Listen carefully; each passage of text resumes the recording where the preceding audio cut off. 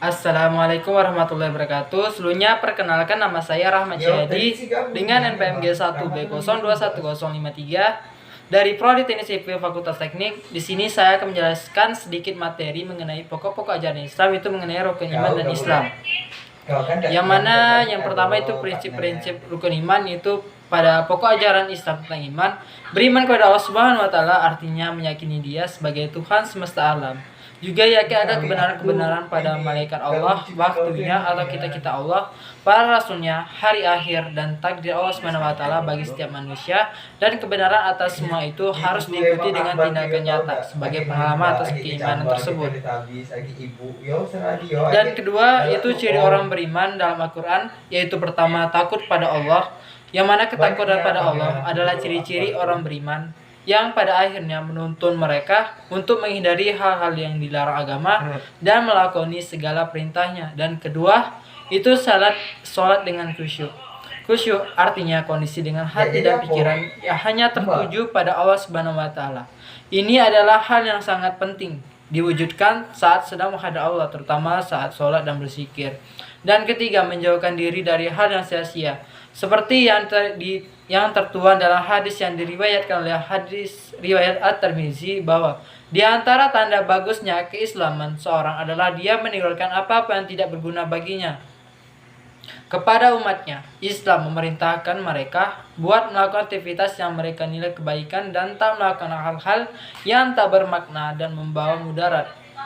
Yang keempat itu senantiasa bersyukur, yang berarti yang disebutkan Ibnul Qayyim dalam kitab Madarij As-Salikin. Bersyukur artinya menunjukkan nikmat Allah yang ada pada dirinya. Bila dilakukan dengan ucapan yakni memuji atau mengaku nikmat tersebut, bisa dengan mengakunya dalam hati, yaitu mencintai Allah Subhanahu wa taala.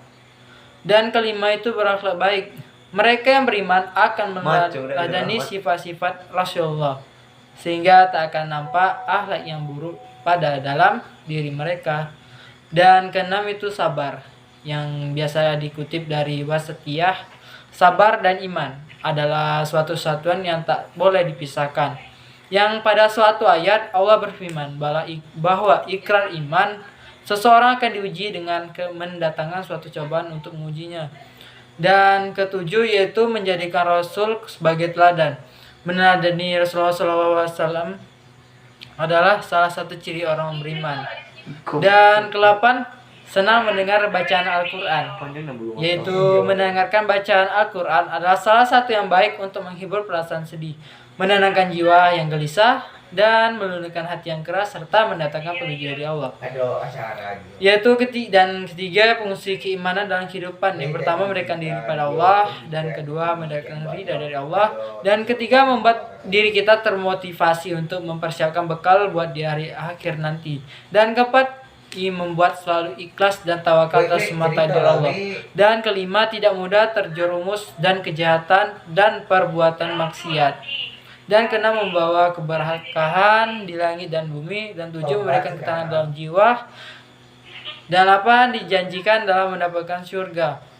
Ya, mungkin itu aja sedikit fungsi keimanan dalam kehidupan. Dan juga pembahasan iman artinya adalah percaya. Rukun iman berdasarkan salah satu hadis Nabi terbagi menjadi 6 macam. Yang pertama itu beriman kepada Allah, dan kedua beriman kepada malaikat Allah, dan ketiga itu beriman kepada kitab-kitab Allah, dan keempat beriman kepada Rasul utusan Allah, dan kelima beriman kepada hari kiamat, dan keenam beriman kepada qadar dan qadar. Dan kita masuk ke materi prinsip-prinsip rukun Islam, yaitu yang pertama rukun Islam dan fungsi dalam kehidupan. Rukun Islam adalah 5 tindakan dasar dalam Islam yang dianggap sebagai pondasi wajib bagi orang-orang beriman. Yang ini telah berikut contoh-contoh dari rukun Islam, yaitu pertama itu mengucapkan 2 kalimat syahadat. Yang mana rukun Islam yang pertama ini adalah mengucapkan 2 kalimat syahadat, wajib hukumnya bagi seorang yang ingin menjadi orang muslim, yaitu dengan contoh asyhadu alla ilaha illallah wa asyhadu anna muhammadar rasulullah, yang artinya aku bersaksi tidak ada sesembahan yang berhak disembah kecuali Allah, dan aku bersaksi bahwa Nabi Muhammad adalah utusan Allah. Dan kedua itu mendirikan sholat. Setelah menjadi seorang muslim, tentu harus menjaga rukun Islam. Yang kedua itu sholat. yang disebut sebagai salat 5 waktu atau yang sebagai contoh yaitu sholat subuh, sholat zuhur, sholat asar, sholat maghrib, dan sholat isya.